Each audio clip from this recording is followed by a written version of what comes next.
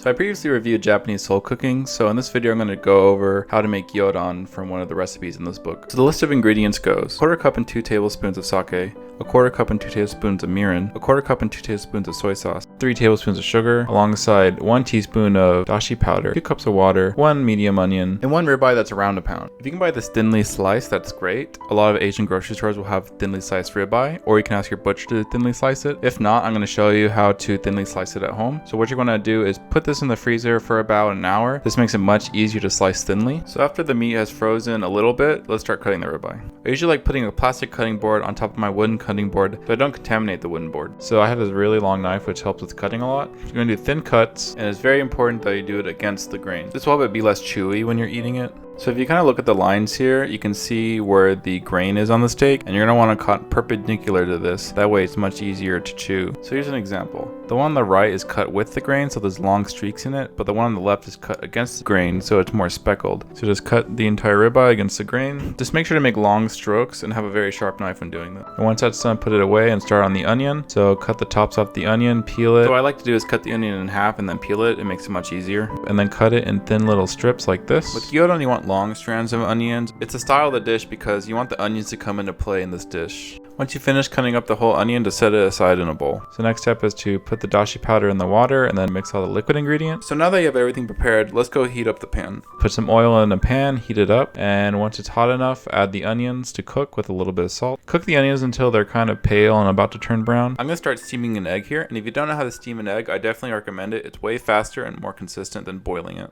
Once the onions are almost brown, add the sugar. The sugar is going to draw out the water and also help caramelize the onions. But looking back, I'd probably put the meat in before the sugar just because it took out so much liquid that the meat didn't sear properly. So now I'm adding my egg to the water, and once the onions are about to turn brown, add the meat and kind of sear it a little bit. You want to be careful not to overcook your meat, so kind of watch it. Once the meat is browned a bit, go ahead and add the soy sauce and dashi liquid. And here's the tricky part. You don't want to overcook the meat because it'll be very dry. So I usually leave it a little bit pink.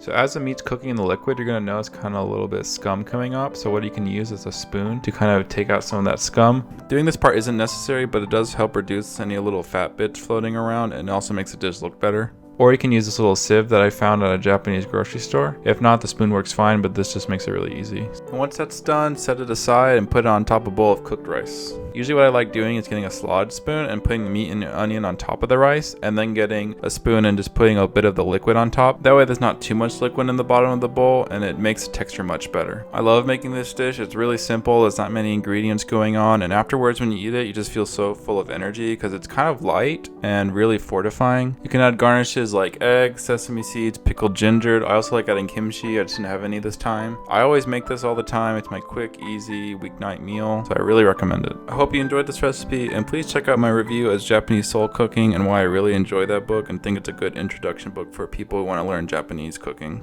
Thank you.